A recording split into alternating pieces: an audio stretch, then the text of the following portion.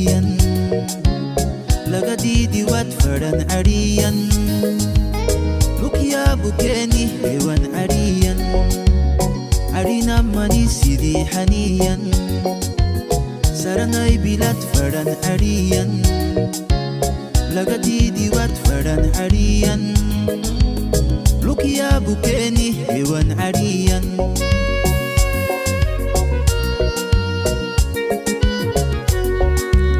عريريدا نفل سيوك سيي نغرا نفل سيو سيما يكن معيدا نفل سيو سيما يكن معيدا إيسي نفل سيوك عرا نفل سيو سيما يكن معيدا نفل سيو سيما يكن.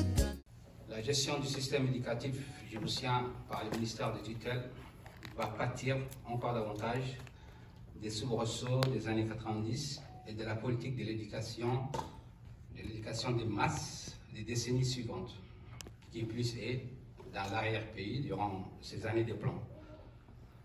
C'est dans ce contexte indéfini et clair-obscur qu'est campée la trame du livre. La rampe de lancement du parcours professionnel du narrateur est mal orientée. Or, en dépit de tous les défis insurmontables, de tous les fossoyeurs, je dirais, tant du système éducatif que de la faune politique que le narrateur croise tout au long de son parcours du combattant, c'est avec un pacte qu'il s'est livré à lui-même, la conscience professionnelle et citoyenne en bandoulière, et un geste d'entêtement qu'il va tenter d'apporter sa pierre à l'édifice en décrépitude. Il y a dans ce récit les éléments d'un dilemme cornélien. Désintéressement, sens de responsabilité d'un côté, laxisme et un sans-foutisme. Agence universitaire de la francophonie, en sa qualité d'expert en éducation et formation, il a eu l'occasion d'effectuer plusieurs missions en Afrique de l'Ouest et à Djibouti notamment en 2022 et 2023. Mesdames et messieurs, honorables invités, je vous propose une causerie d'avant-goût avec notre invité de marque. Alors, je vais lancer un peu culturel. Également la cité collégiale qui a mis à notre disposition cet espace. Et puis, mon ami ici présent, Abdelkader, plus qu'ami, mon compagnon d'armes, qui m'a épaulé tout au long de cette aventure littéraire. Et je n'aurai jamais assez de mots puissants pour le remercier. Et vous tous aussi, qui êtes venus malgré vos obligations professionnelles, malgré vos obligations familiales, vous êtes venus nombreux pour assister à cette soirée de lancement. Peut-être avant de commencer aussi, je voudrais exprimer mes pensées à un frère, ami, qui devrait être là, mais qui n'a pas pu être là, M. Apollinaire Menengue, que la plupart d'entre vous connaissent, qui vient d'être endeuillé par la disparition de son fils. Et donc, ça, c'est des aléas de la vie. Et donc, vraiment, mes pensées vont à lui, à ses chers frères. Et puis, vous tous, encore une fois, merci d'être venus. Votre présence témoigne de l'importance que vous accordez non seulement à la littérature, mais aussi à ce livre-là qui vient de paraître. Et comme on dit, le livre, l'auteur l'écrit, certes, mais ce sont les lecteurs qui donnent vraiment la vie au livre. Et en réalité, la vie d'un livre, d'un ouvrage, commence une fois qu'il est entre les mains du lecteur, parce que c'est ce lecteur, en le lisant, en le relisant, en l'empruntant, en le commentant, qui va donner un souffle de vie à ces livres-là. Et je ne doute pas que vous allez donner vraiment ce souffle à ce pacte de persévérance qui est apparu l'été dernier à l'édition L'Harmattan en français. Donc je vais répondre un peu à la question que vient de me poser notre animateur, pourquoi avoir écrit ces livres. Mais je pense que c'est pour plusieurs raisons. D'abord, c'est un vieux rêve d'écrire. Quand on a été un passionné de la littérature, de la lecture, tout au long de sa vie, à un moment donné, il arrive qu'on s'est dit, c'est bon, il faut que j'arrête d'être consommateur passif et il faut que je me mette à mon tour à écrire. Moi, j'ai toujours aimé écrire, même si je ne l'ai pas publié. Donc, c'est un peu un vieux rêve qui m'a un peu poussé à écrire. Et puis, je l'ai écrit aussi par dévore de mémoire. Parce que l'histoire de l'humanité, c'est comme un fleuve. Et un fleuve s'enrichit, est alimenté par des petits courants. Donc, c'est le vécu des uns, des hommes, des femmes, des terrains, qui font la grande histoire. Et je voudrais, par ce modeste ouvrage, apporter ma contribution à l'histoire de Djibouti, à l'histoire de l'Afrique, et à l'histoire de la francophonie aussi. Et un événement qui n'est pas raconté est un événement qui meurt. Et puis, en mettant en mots des vécus, des récits, des paysages, on appose quelque chose pour la postérité, pour les générations futures. Et donc, en écrivant ce livre, je voulais apporter cette petite contribution à moi. Et puis aussi, j'ai écrit pour les lecteurs, offrir une occasion à vous tous de rêver, de voyager pour ceux qui n'ont pas été à Djibouti, de redécouvrir pour les nostalgiques, parce que certains ont passé 20 ans, 30 ans, et même un peu plus ici. Donc une façon un peu de rafraîchir la mémoire du pays de Kamsine, comme on l'appelle. Donc pour toutes ces raisons-là, je me suis dit, mais quand j'ai le temps, mais vas-y, c'est le moment où jamais. Et donc, acte de persévérance est venu comme ça. Et maintenant, j'ai tout le temps arrêté, mais bon, toujours le temps fait défaut. Il faut ramer dans la vie et on n'a pas le temps, mais quand même, j'essaie de revenir un jour à une autre occasion autour d'un autre ouvrage. Merci.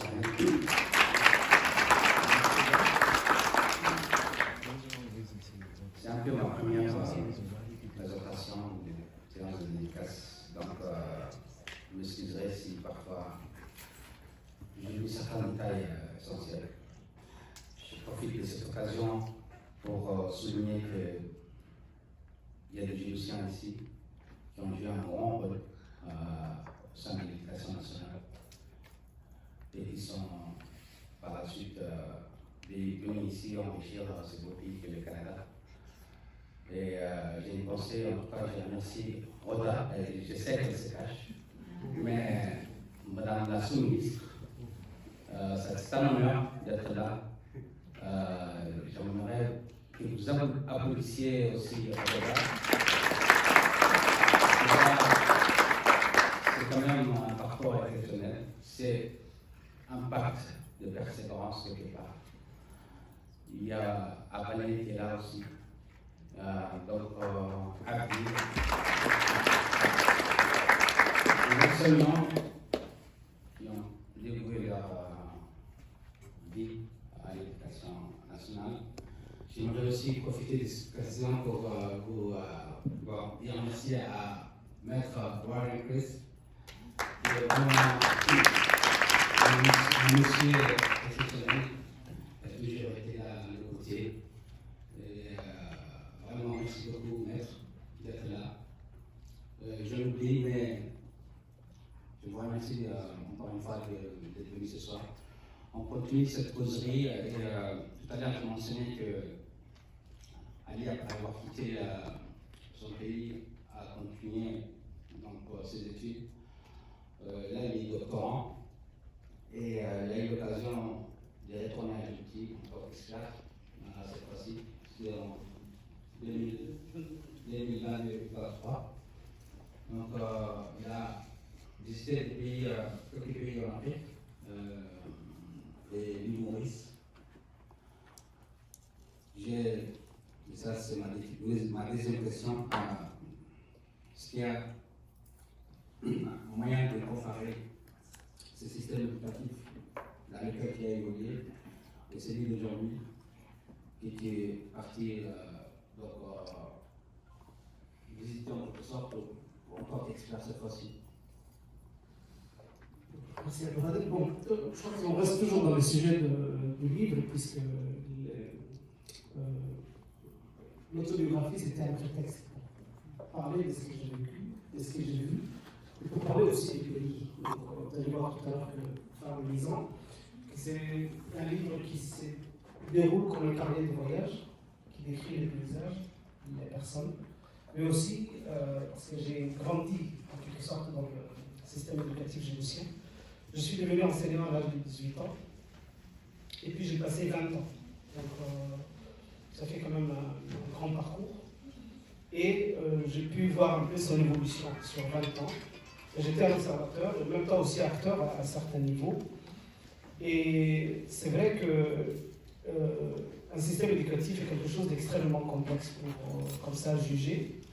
C'est quelque chose de mobile, qui évolue beaucoup et qui n'est pas facile de juger, même malgré, quand bien même qu'il y a des techniques, des outils, des critères pour évaluer le système éducatif. Mais si on porte un peu un regard global sur le système éducatif du continent africain, et on a des systèmes qui font face à de gros défis, dépendamment des pays. Djibouti, on a un système qui se porte,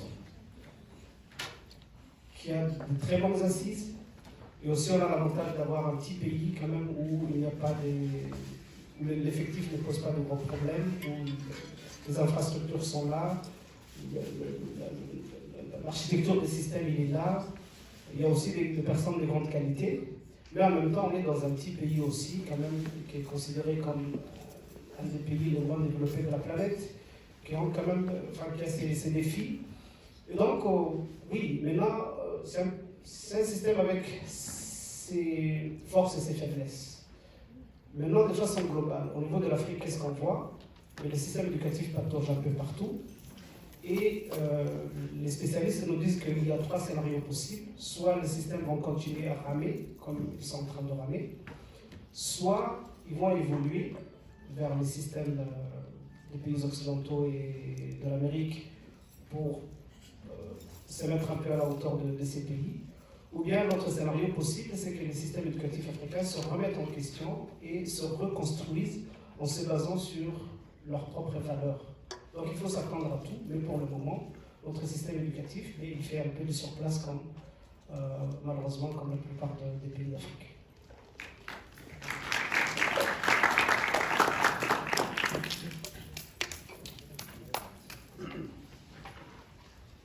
Merci Ali. Donc, place au public. Si vous avez des questions, n'hésitez pas, le micro est là. Je sais que vous n'avez pas eu, pour beaucoup d'entre vous, vous n'avez pas eu l'occasion de lire le livre. Bon, il faut toujours poser des questions. Moi, j'ai une simple question. D'abord, félicitations pour le livre. J'ai hâte vraiment de le lire. Mais ma première question, c'est comment va mon ex-élève? Comment va votre enfant? C'est bon, je voudrais poser pour tout le monde. D'abord, félicitations pour votre livre. J'ai vraiment hâte de le lire. Pour avoir déjà plongé à travers mon premier roman dans l'histoire un petit peu autour de votre région, des affaires, etc., je trouve que c'est une histoire passionnante. Et je suis convaincu que le texte fera grandir tous ces lecteurs. Donc ma question est aussi simple que celle de l'ancien enseignant de votre enfant. Comment va-t-il?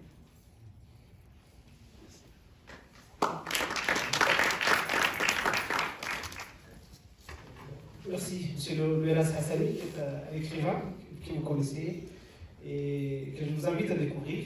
Et en arrivant au Canada, grâce à une amie que nous avons en commun, j'ai eu l'opportunité de lire son livre. Et je tombe sur un livre qui parle de la Corne de l'Afrique.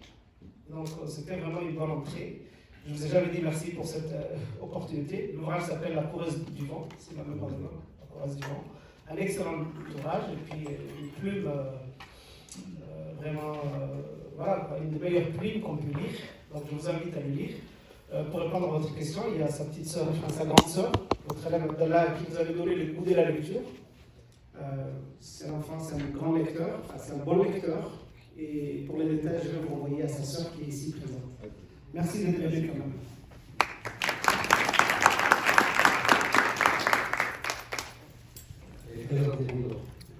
Bonjour, je suis Jean-Philippe Ségué, je suis enseignant au CDPO.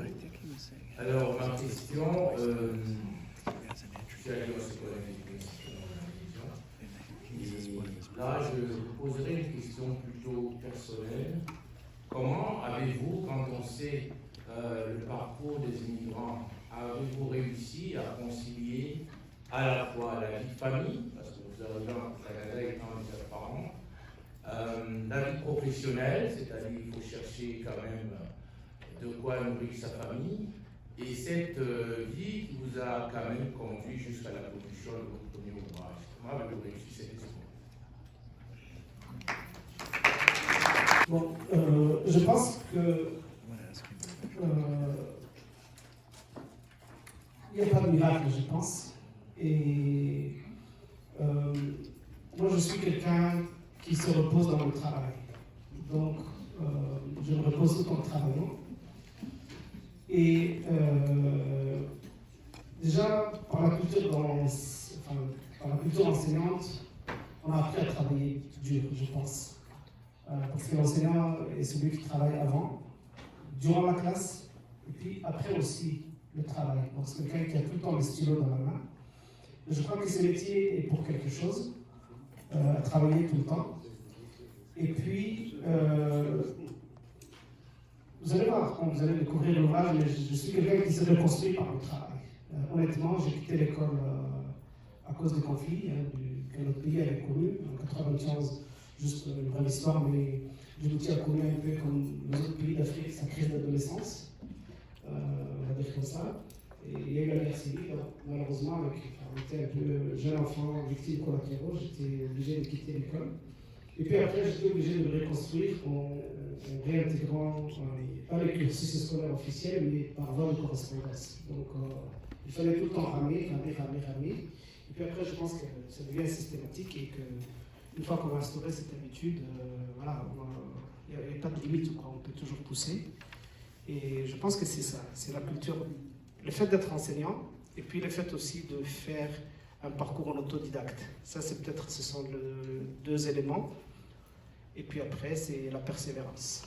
Il faut continuer à ramer, même si on tombe, il faut se relever, même si on a des difficultés, il faut avancer. Il faut travailler même si on est fatigué, il faut continuer, il faut rêver aussi, et puis ne pas s'arrêter, je pense.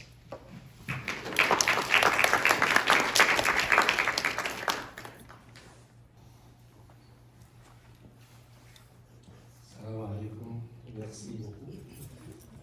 J'ai eu l'occasion de lire les livres de Sous, les quelques rares personnes qui ont pu traverser. Et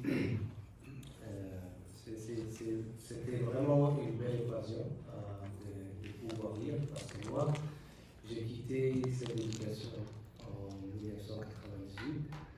Donc c'était juste la suite de l'histoire que j'ai réalisée en même temps.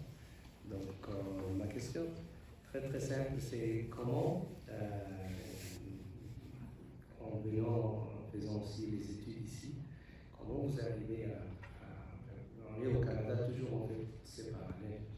Donc c'était une question juste pour, quand vous êtes dans l'éducation ici et vous faites des flashbacks, comment vous arrivez à avoir cette aussi perspective. Comment vous arrivez à intégrer le système éducatif canadien? Non, c'est juste vous avez été dedans dans les systèmes éducatifs et vous venez comme du tiers-mois jusqu'au premier mois, donc ce décalage, comment vous arrivez à percevoir? Bon, je pense que si il est difficile de s'adapter au Canada, je crois que c'est le climat qui nous déroute, nous tous. Quand on quitte un pays où il fait en moyenne, on va dire 30-35 degrés, Et quand on arrive en moins 35, je crois que le gros défi, d'abord, c'est le climat. Si on est arrivé à s'adapter au climat, on peut s'adapter au reste. Et puis l'éducation aussi, c'est à peu près la même configuration. C'est toujours les élèves, c'est toujours le triangle didactique que nous connaissons tous, l'apprenant, l'élève et puis l'enseignant. Donc une fois qu'on a été dans ce triangle-là, c'est toujours le même triangle. Donc je pense que oui, il n'y a pas de défis particuliers, il me semble. C'est pour ça que je demandais d'avancer, parce que je peux appeler les chatons.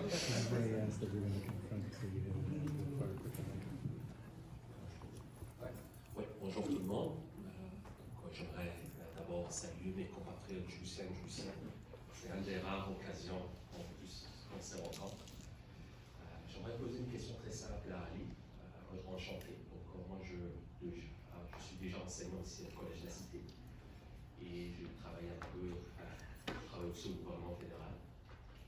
Et ma première question, c'est sur quel a été le défi que vous avez eu en écrivant votre première livre.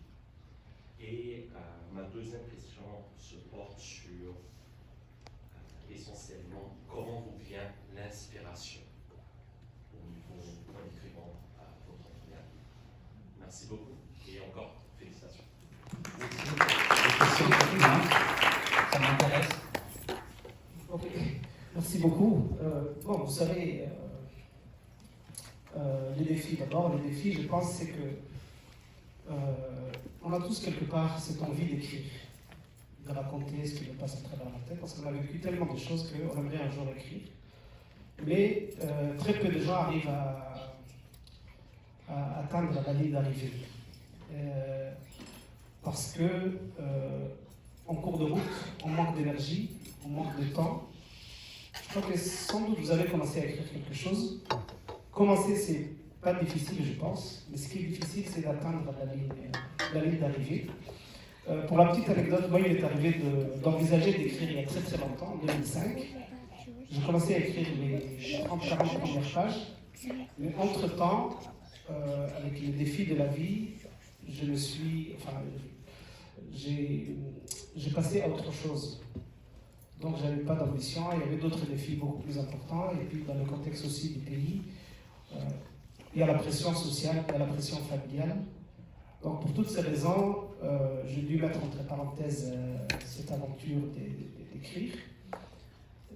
5 années plus tard, je voulais reprendre le même récit, mais moi-même j'avais changé. Donc je n'étais pas d'accord avec l'histoire que j'avais commencée. Donc je garde toujours ces brouillons.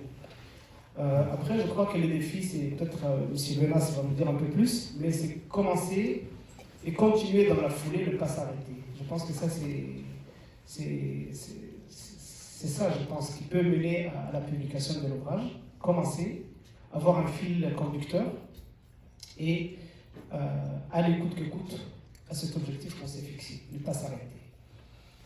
Maintenant, comment concilier? Je me suis documenté là-dessus.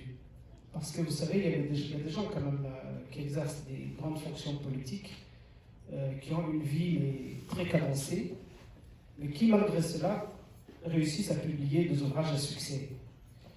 Et un jour, on avait demandé à Jacques Chirac, je crois, le président français, il avait publié ses mémoires.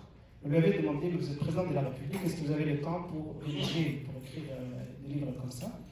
Il avait dit qu'il avait instauré une routine. Et chaque soir, il ne dormait pas avant d'avoir écrit quelque chose. Un petit paragraphe, une page, mais chaque soir. Et là, au bout d'une année, on arrive. On donne un petit, ce que les informaticiens appellent incrémental, donc des petites gouttes, mais quand même qui donnent quelque chose de grand. Je crois qu'avec ça, pouvoir vous donner une piste. Écrire à petite dose, mais ne pas s'arrêter. Pour les compléter. J'avais envie de vous dire justement exactement par rapport au récit que vous avez commencé. Une petite anecdote du grand poète palestinien Mahmoud Darwish. On lui a posé un jour la question comment tu écris tes phrases. C'est un immense poète. Il est traduit dans plus de 50 langues. Et il a donné la réponse suivante. Il dit à chaque fois que j'écris un poème, je le mets de côté.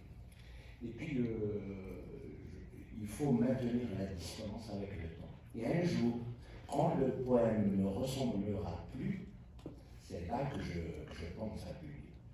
Donc ça pourrait aussi être une bonne idée que le récit commence à ne pas du tout vous ressembler, l'idée d'un futur roman, pourquoi pas.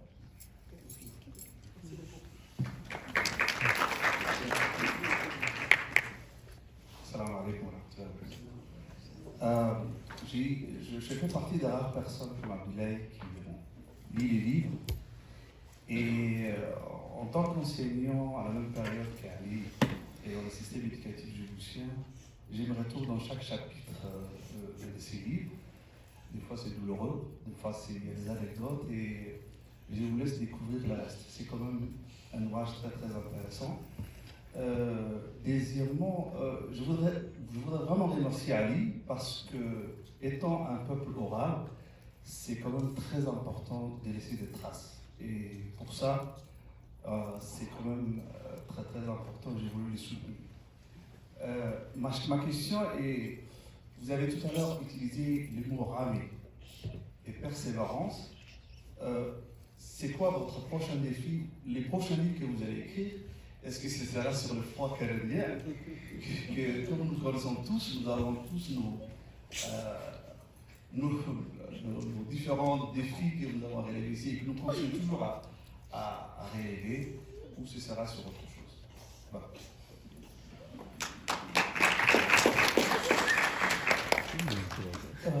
Abdi, merci beaucoup. Déjà, je remercie mon ami Abdi à titre de contributeur, parce que je crois quelques années d'avance sur moi au niveau du système éducatif.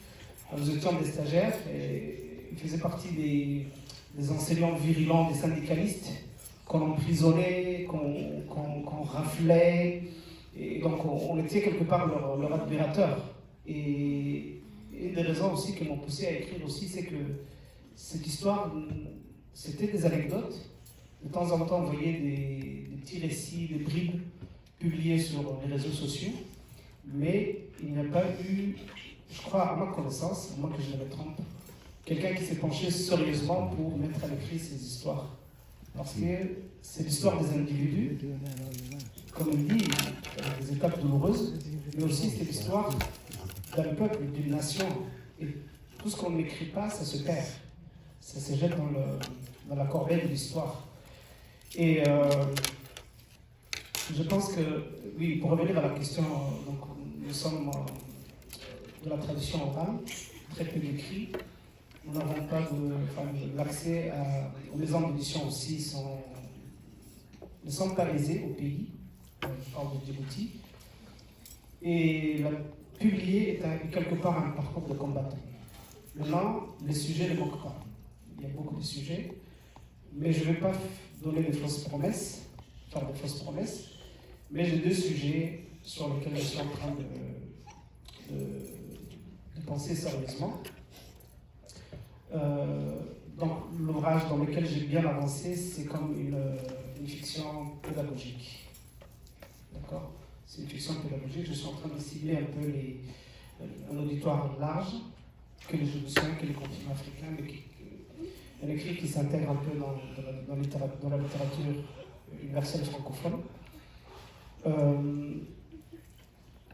Parce qu'on nous a beaucoup parlé de Piaget, de Freinet, d'accord, mais quand même, la pédagogie n'est pas l'affaire de penseurs occidentaux. Au niveau de l'Afrique, il y a beaucoup des précurseurs, des gens qui ont initié des techniques d'enseignement. Et la pédagogie, elle est universelle. Et nous devons, en tant qu'écrivains africains, faire émerger ces récits. Donc, puiser dans la littérature orale, par rapport à l'éducation, par rapport à la prise en charge des enfants. Donc c'est un sujet vraiment auquel je suis sensible. Le deuxième sujet, c'est l'histoire du pays aussi. Bien que je ne suis pas historien de formation, pareil aussi. Donc il y a par-ci par-là des écrits, mais je pense qu'il y a un créneau aussi. Je suis très sensible, je suis en train de documenter. Et c'est un terrain sur lequel il faut être vraiment très très prudent. Donc si je publie quelque chose, le premier ouvrage, ça va être la fiction pédagogique, et le deuxième, ça va être quelque chose qui a trait à l'histoire de notre pays, Djibouti. Oui, bonsoir à tous. Je m'appelle Mustafa. Donc j'ai 2 questions pour mon ami Ali. D'abord, j'ai une grande affection et un grand respect pour les corps d'enseignement et les enseignants et les professeurs. Maintenant, moi j'ai des questions pour Ali, l'auteur. La première, c'est d'abord, il faut savoir que l'éducation nationale djiboutienne, elle est traversée plusieurs phases. Donc, au début, nous avons été sur une phase, nous autres là, qui sont aujourd'hui assez âgés, où nous avons connu et nous avons évolué. Puis, il y a eu une transition avec un nouveau système qui est appelé l'éducation pour tous. Donc, j'ai des questions. Est-ce qu'Ali, en qualité d'expert aujourd'hui, vous allez tirer les conclusions du système de l'éducation pour tous aujourd'hui?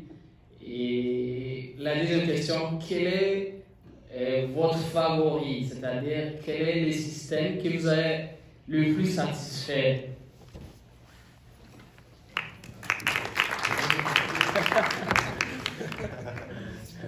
Vraiment, ça c'est délicat comme question, ça va. Comme je disais tantôt, un système éducatif, c'est quelque chose de très complexe pour juger comme ça à travers quelques tournures et quelques phrases, parce que un système éducatif, et tout système éducatif est à la croisée des politiques, des pays. Il y a l'influence de la culture, il y a l'influence de l'histoire, il y a l'influence internationale aussi. Donc, il y a beaucoup des enjeux. Ce qui fait que c'est vraiment délicat de se prononcer sur un système éducatif et dire ce système il est bien, ce système il n'est pas bien. Maintenant, après, au niveau de l'Afrique, à partir de 90, il y a ce qu'on appelle le sommet des Jomsiens au Laos, non Vietnam non, Laos. Il y a eu le sommet mondial de l'éducation. Et au niveau de l'Afrique, c'était le début de ce qu'on appelle l'éducation pour tous. Et ça, ces décisions venaient aussi des Nations Unies quelque part. On a dit, mais maintenant, il faut, vers l'horizon 2000, il faut aller vers l'éducation pour tous. Il faut scolariser le maximum de personnes. Maintenant, avec le recul, les spécialistes nous disent que c'était une des grandes erreurs que l'humanité a commises. Parce que, après, on a fait croire à tout le monde que l'école, c'est la réussite. Si vous voulez sortir de la pauvreté, envoyez vos enfants à l'école. Si vous voulez que le pays se développe, envoyez tout le monde à l'école. On a envoyé tout le monde à l'école. Maintenant, on est dans une logique de surdiplomation. Donc, on a des gamins qui ont des baccalauréats, des licences, des maîtrises, mais il n'y a pas de débouchés. Et l'arrière-pays est déserté. Il n'y a plus des artisans, il n'y a plus de pêcheurs, il n'y a plus d'éleveurs. On se retrouve tous en ville avec des diplômes. Et on ne sait plus ce qu'on fait de ces diplômes. Et un diplôme, c'est comme de la monnaie. Ça se dévalue, ça perd sa valeur. Et là, maintenant, dans beaucoup de pays, on souffre de l'inflation académique. On a de plus en plus de diplômés, on n'a pas de travail pour ce là.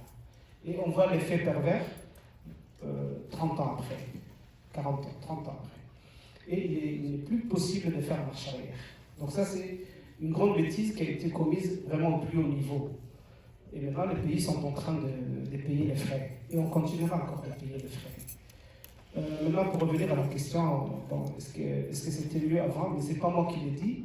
C'était mieux que quand on avait quelques-uns qui faisaient des études, et d'autres aussi qui fabriquaient le fromage, qui cultivaient la terre et qui produisaient des tomates, des carottes, des légumes.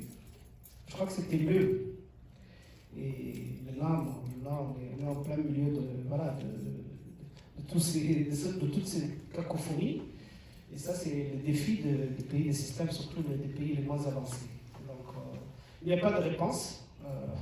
Je vous laisse vous documenter là-dessus, mais en tout cas, on a pas mal d'ennuis par rapport à ça.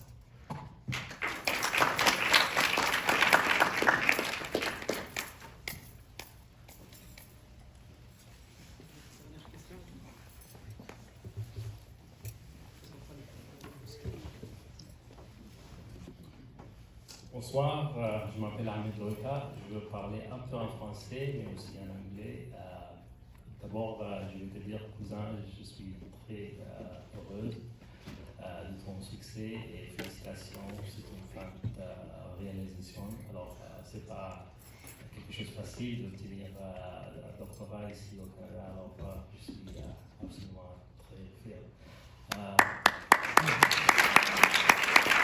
Deuxièmement, est-ce que comme une communauté, petite communauté immigrante ici au Canada, par exemple comme en Afar, Issa ou les autres Africains de l'Est, je ne pense pas qu'on a beaucoup de candidats à doctorat ou maîtrise et tout ça. Quel est votre message pour notre jeune personne de faire comme tu as fait?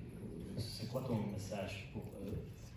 L'autre en anglais, just to say that congratulations, it's a big achievement. I can tell you that it's not an easy thing to do. And as a small community of immigrants here, I think we need more PhDs, more masters, and bachelor's degrees. So if you could just send a few messages to young people of our community, what you as a role model to see you and what they should do to do the things that you've done, and if you can say a few words, I would appreciate that. Thank you.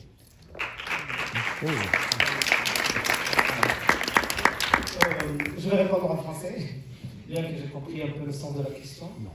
Je pense que quand on quitte un pays et qu'on arrive dans un autre pays, je crois qu'on est tous d'accord. On n'est pas venu pour faire du tourisme. On est venu quelque part pour prendre l'ascendant sur notre destin. D'accord? Pour vraiment maîtriser notre destin. Et quand on arrive dans des pays comme ça, je pense qu'il n'y a pas 36 chemins. Soit il faut devenir athlète de haut niveau, percer, faire des études académiques vraiment très poussées, ou trouver des moyens de s'enrichir et chercher par tous les moyens de l'oseille. D'accord? Maintenant, déjà, le message, c'est clair. Donc, si on ne prend pas ces trois voies, je pense qu'on va rester toujours dans la médiocrité, dans l'assistanat, Et puis, malheureusement, je travaille dans le cadre de ma thèse sur la problématique des enfants issus de l'immigration. Et ça me permet un peu d'étudier les écrits scientifiques qui circulent sur les enfants nouvellement arrivés, les familles nouvellement arrivées. Et on se rend compte que les immigrants appartiennent à la couche la plus pauvre de la société canadienne. Donc vraiment, c'est la couche la plus pauvre. Comme vous dites, c'est la couche la moins diplômée, globalement, même s'il y a toujours des gens qui se démarquent par-ci, par-là. Et c'est une société aussi, ça c'est les écrits scientifiques aussi, montrent que les communautés nouvellement arrivées sont quelque part un peu repliées sur elles-mêmes. Quand on est replié sur elles-mêmes, on n'a pas vraiment, on n'avance pas au même rythme que le pays dans lequel on est arrivé. Maintenant, le message, c'est il faut se faire la pression, je pense. On ne peut pas se donner le luxe d'attendre tout. Il faut faire comme Roda. Madame Roda est ici présente.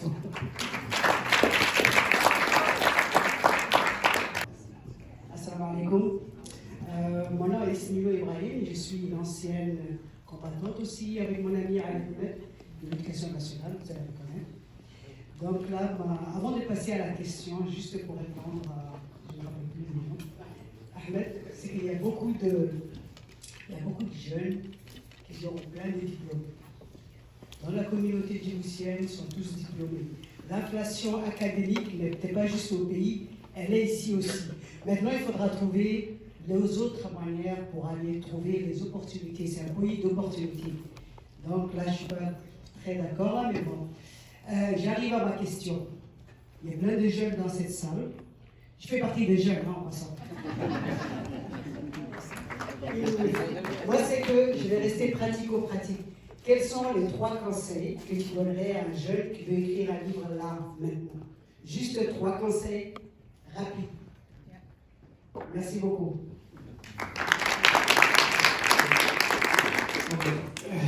Merci beaucoup. Ça, c'est un défi là que tu me poses, puisque Vous savez, le cancer, c'est un peu comme les médicaments, je crois. On ne peut pas donner à 3 malades, enfin des malades comme ça, 3 comprimés, parce que chacun, voilà, chaque organisme réagit à sa façon et chacun souffre de la maladie qui lui est spécifique. De la même manière, chacun a ses défis aussi. Il y a des gens qui ont du mal à gérer leur temps, il y a d'autres qui ont des problèmes avec l'orthographe française, d'autres qui n'ont pas le temps, d'autres qui n'ont pas de sujet, qui n'ont pas d'aspiration. Donc, je crois que 3 conseils ne suffiraient pas. Mais, comme j'ai dit tantôt, écrire, c'est un peu un luxe, quelque part. Il faut avoir la volonté aussi. Mais il y a des gens qui aiment parler, mais ils parlent, d'autres qui... Voilà. Qu'est-ce qu'on veut écrire exactement? Est-ce que c'est quelques poèmes qu'on peut vite faire publier? Ou est-ce qu'on veut écrire quelque chose de profond? Quel sujet? Mais ça, c'est vraiment très, très varié. Ça, c'est de 1, un premier conseil, je pense. Deuxièmement, il faut commencer et continuer, ne pas s'arrêter. Et travailler en réseau aussi, s'entraider, s'encourager. On ne peut pas fonctionner en silo, mais travailler avec, voilà, échanger. Et malheureusement, on communique très peu. Très peu, et je crois que votre organisation aussi, c'est peut-être, et notre l'organisation aussi dans laquelle j'évolue, pouvons initier aussi des ateliers d'écriture à l'égard de ces jeunes-là, leur donner des techniques, des outils, les encourager. Et ça, c'est, je pense, quelque chose qu'on peut faire. Et allons-y, on a une responsabilité.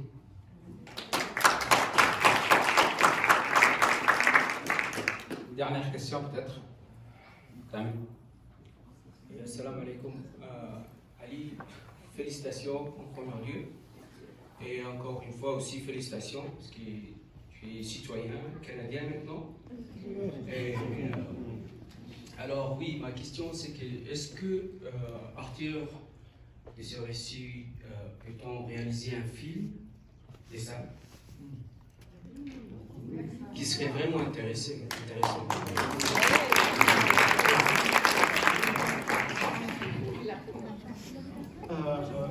Pour ceux qui ne le connaissent pas, c'est un artiste qui nous parle. Donc oui, il a cette sensibilité artistique, mais je pense que c'est une voie à tracer, et encore une fois, moi ça me ferait plaisir, Maintenant, il faut que ça devienne un projet soutenu par des individus, des personnalités, par nous tous. Donc oui, on a de matériaux, ça peut être ces livres, mais ça peut être aussi d'autres livres de notre communauté. Mais oui, c'est une opportunité, pourquoi pas? Il y a des institutions qui peuvent aider. C'est un bon bout par lequel on peut prendre, et je pense qu'on peut continuer à creuser ces réflexions. Je suis preneur, que ce soit pour cet ouvrage ou pour d'autres ouvrages. Il faut mettre l'idée en route. Il faut rêver grand pour pouvoir faire quelque chose. Merci beaucoup.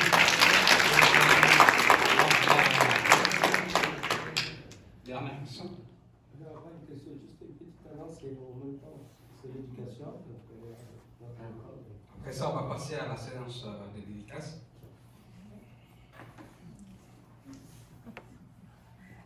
Oui, encore une fois, juste, on est en train de, et je remercie Ali d'avoir rendu visite à notre école. L'école Innovatouta va célébrer cette année son 20e anniversaire. Donc, c'est une institution éducative, et c'est là où on s'est rejoint avec Ali parce qu'il est dans l'éducation. Donc c'est un prolongement du combat et de ce pacte de persévérance sur notre sol, le sol canadien.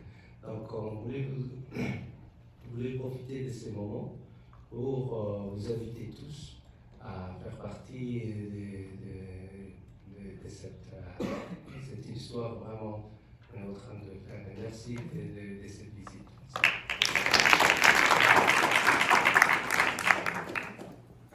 Merci Adèle. Donc on passe à la séance de dédicace. Et encore une fois, merci d'être venu. Merci pour vos questions. Merci à Ali encore une fois. Je vous en prie. Donc, comme c'est une fin de semaine, on a essayé d'alléger. Donc, les livres sont déjà dédicacés pour la grande majorité. Donc, vous aurez juste à prendre votre exemplaire. Et pour ceux qui n'ont pas réservé, on pourra. Ceux qui n'ont pas. Ne sont pas dédicacés, on va le faire maintenant. Merci beaucoup. Merci encore.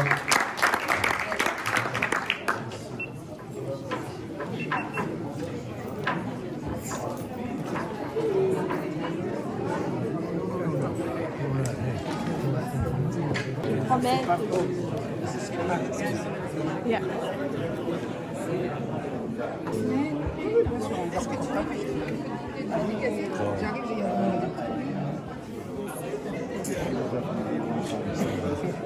Non, juste password, je demande à juste...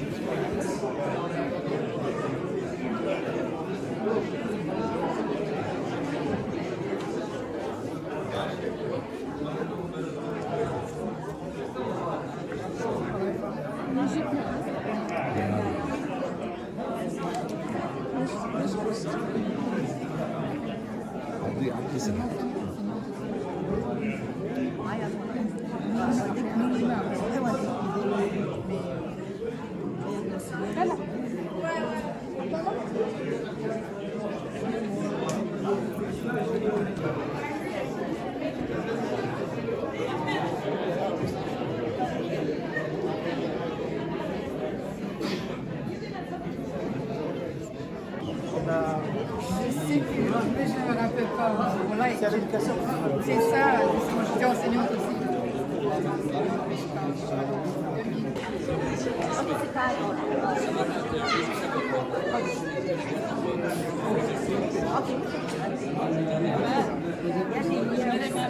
C'est pas signé, c'est pour ça que je suis là. You guys having a fun time? You like books? You like professors, authors, reading? Hello, big cheese. Okay, big cheese. Hello, yay! Oh, okay, merci. He'll want all his pictures. Okay, here we go. Here we go. He'll want all the pictures. Oh my.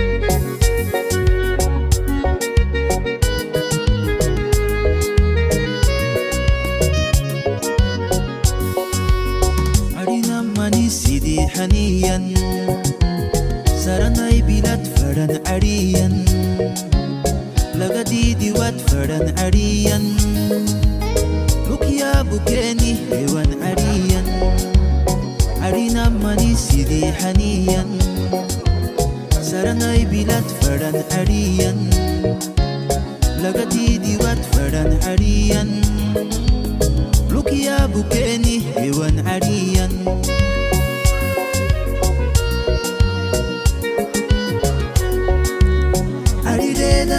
Sayok sayi nagra nafle sayo simma yakan maedalan nafle sayo simma yakan maedalan iyaise nafle sayok ala nafle sayo simma yakan maedalan nafle sayo simma yakan maedalan alsaho sawre sadafati lule afar barayo ware atunki yo dife alsaho sawre sadafati lule afar barayo ware atunki yo dife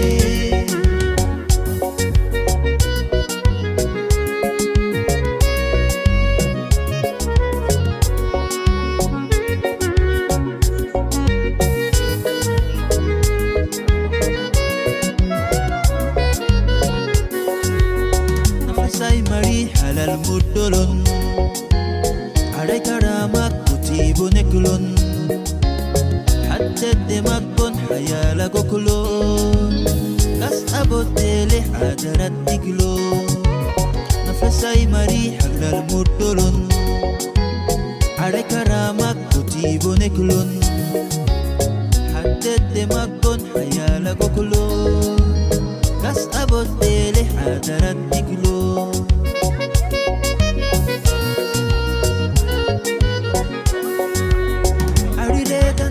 sayok sayinagra nafla sayo simayakan maedalan nafla sayo simayakan maedalan iye aise nafla sayok ada nafla sayo simayakan maedalan nafla sayo simayakan maedalan alsahamo saure sadafati lule afar barayo iwale atunkiyo yo dife alsahamo saure sadafati lule afar barayo iwale atunkiyo yo dife